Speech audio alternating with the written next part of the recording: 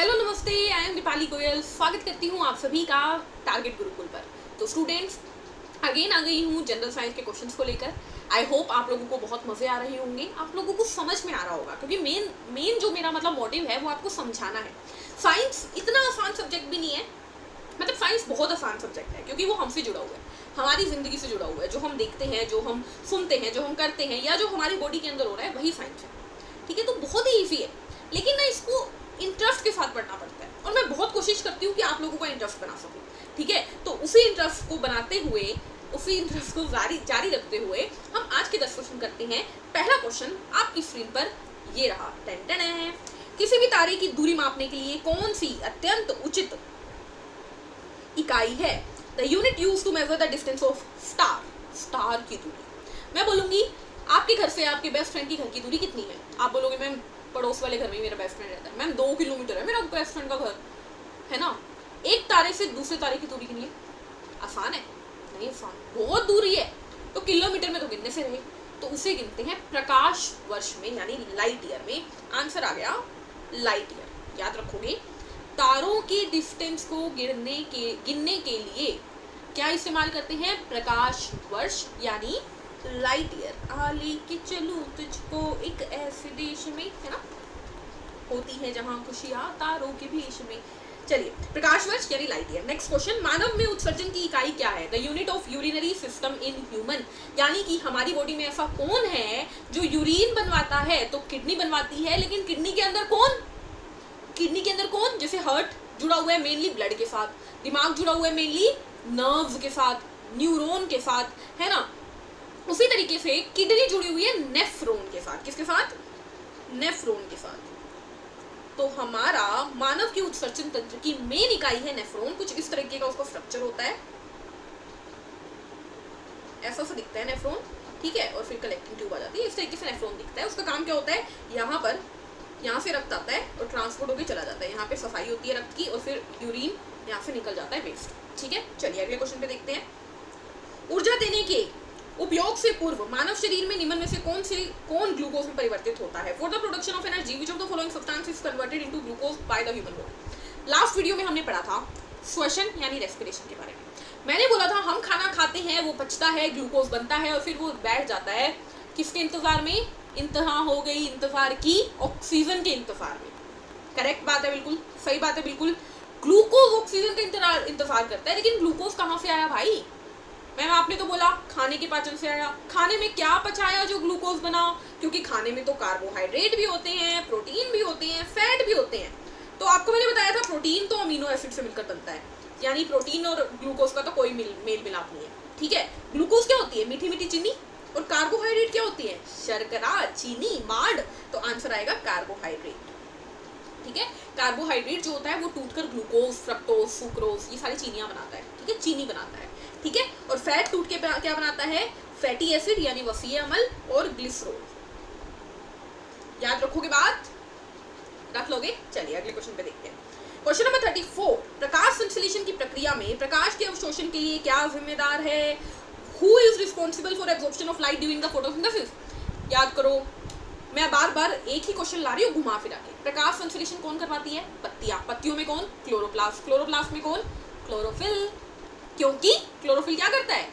सूर्य की किरणों को पकड़कर, उसकी लाइट एनर्जी को पकड़कर उसे केमिकल एनर्जी में बदलता है और रिएक्शन करवाता है। रिएक्शन कौन सी? कार्बन डाइऑक्साइड प्लस पानी बनकर मिलकर बनाता है ग्लूकोज प्लस ऑक्सीजन, ये वाली रिएक्शन कौन करवा रहा है? क्लोरोफिल। तो आंसर ढूंढो, ऑप्शन ए क्लोरोफिल। क्या था क्लोरोफिल में जो पत्तियों को हरा रंग देता है? मैग्नीशियम। बिल्कुल सही। आई होप आप लोग मेरे साथ साथ में आंसर देते होंगे वीडियो देते टाइम। क्वेश्चन नंबर 35, जीवों के उनके पर्यावरण के साथ के संबंध का अध्ययन है। The study of relationship between living organism and the nature, यानी मैं मेरे नेचर से किस तरीके से जुड़ी हूँ? शरीर विज्ञान, प्राणी विज्ञान, वनस्पति विज्ञान या परिस्थिति विज्ञान? तो देखिए आंसर जाएगा इकोलॉजी यानी परिस्थिति विज्ञान। देखो वनस्पति तो होता है बॉटनी, यानी पौधों के अध्ययन को वनस्पति विज्ञान यानी बॉटनी कहते हैं।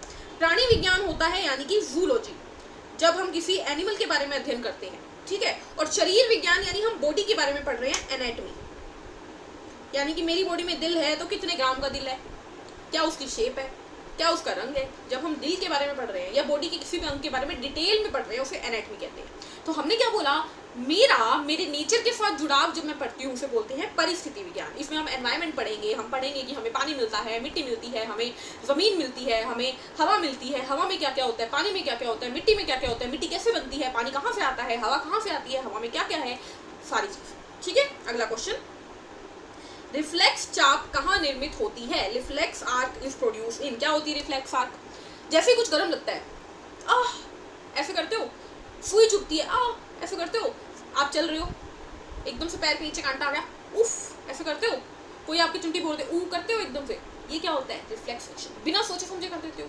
क्या आपने गर्म के हाथ लगाया, फिर सोचा अरे भाई ये तो गर्म है, हाथ जोर से दूर करना है, ऐसा करते हो नहीं ना, आप एकदम से हाथ उठा लेते हो। सही बात है। तो रिफ्लेक्स एक्शन वो होता है जो आप अचानक से कुछ कर दो, उसे रिफ्लेक्स एक्शन कहते हैं, स्पॉन्टेनियस। ठीक है, जैसे कि एक इसके बाद किस्सा समझाऊंगी, पहले आंसर बता देती हूँ। ठीक है, तो कौन करवाता है स्टूडेंट, तो ये हमारी देखो, हमारी बॉडी की देखो, सुई आई तो पैर हिला, ताता लगा यानी गर्म लगा तो हाथ हिला। ठीक है, तो हाथ पैर इन सब की मसल्स किससे जुड़ी हुई है, हमारी पीछे स्पाइनल कोड से। किससे, स्पाइनल कोड से। तो मेरू रज्जु इज द राइट आंसर। अब ध्यान से सुनो, एक मजेदार किस्सा बताती हूँ। ठीक है, 11th-12th को पढ़ाती होती हूँ वैसे मैं ये, सॉरी 9th-10th को पढ़ाती होती हूँ मैं ये। सुनिए ध्यान से, आपके हाथ में ना एक स्टील की प्लेट है। ठीक है, आप किचन में खड़े हो और आप ने एक स्टील की प्लेट को हाथ लगाया और आपने देखा ये बहुत गर्म है, आपने वो उठाई थी, आपने स्टील की प्लेट उठाई और बहुत गर्म है ये सोच के एकदम से छोड़ दी, वो नीचे गिर जाएगी, आवाज़ होएगी, टन, मम्मी आएगी, अरे तो क्या कर रहा है किचन में, क्या कर रही है किचन में, होता है ऐसा। आपके हाथ में एक कांच की प्लेट है, वो आपने हाथ लगाई, बहुत गर्म थी, फिर भी आप क्या करोगे, इतना गर्म हो तो भी ऐसे नहीं छोड़ोगे, क्योंकि वो तो टूट जाएगी भाई, टूट गई तो माता जी से तो चप्पलें पड़ेंगी। तो इससे अच्छा क्या करो, उस कांच की प्लेट को आप धीरे से स्लैब पे रख दोगे, है ना। तो ध्यान से सुनो, पहले काम में आपने बिना सोचे किया, वो आपकी करवाती है मेरू रज्जु। अचानक काम जो आपकी मेरू रज्जु ने करवाया। दूसरे में आपने थोड़ा सा अपना दिमाग चला लिया, शातिर निकले आप, तो वहां पर मेरू रज्जु के साथ साथ दिमाग भी काम आता है। ठीक है, लेकिन मेनली रिफ्लेक्स एक्शन मेरू रज्जु करवाती है। ठीक है, ये मैंने सिर्फ आपको याद करवाने के लिए एक स्टोरी बना दी। ठीक है, क्वेश्चन आएगा तो मेरू रज्जु।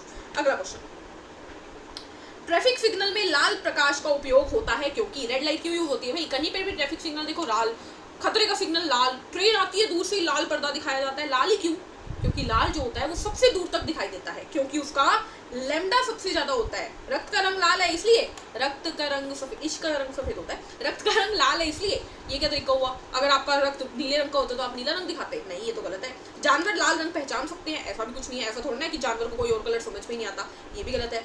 लाल रंग में न्यूनतम विक्षेपण होता है, ये बिल्कुल सही है। क्या मतलब है इस बात का, यानी लाल रंग कम टूटता है, यानी दूर तक दिखाई देता है। देखो जो शुरुआत में टूट जाएगा वो उस जगह पे तो बहुत दिखाई देगा, लेकिन दूर तक नहीं दिखाई देगा।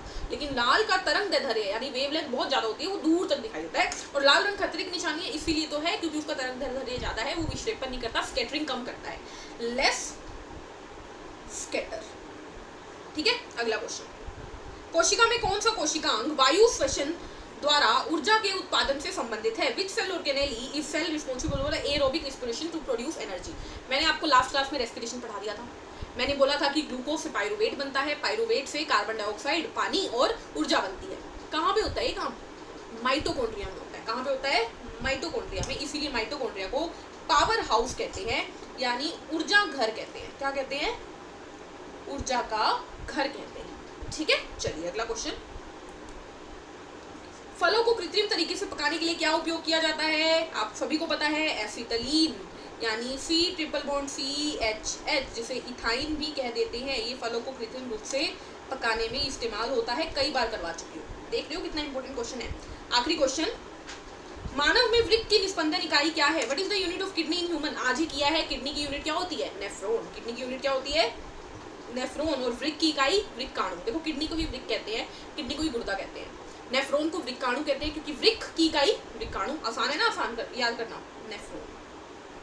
ठीक है, तो इसी के साथ आज की क्लास को करते हैं खत्म। 10 क्वेश्चन हो गए पूरे, 10 मिनट हो गए पूरे। मिलते हैं नेक्स्ट सेशन में, तब तक के लिए क्या करना है, लाइक शेयर सब्सक्राइब, हंसते रहो, मुस्कुराते रहो, खुद का ध्यान रखो, अच्छे से सो और मजे करो। Take care, thank you.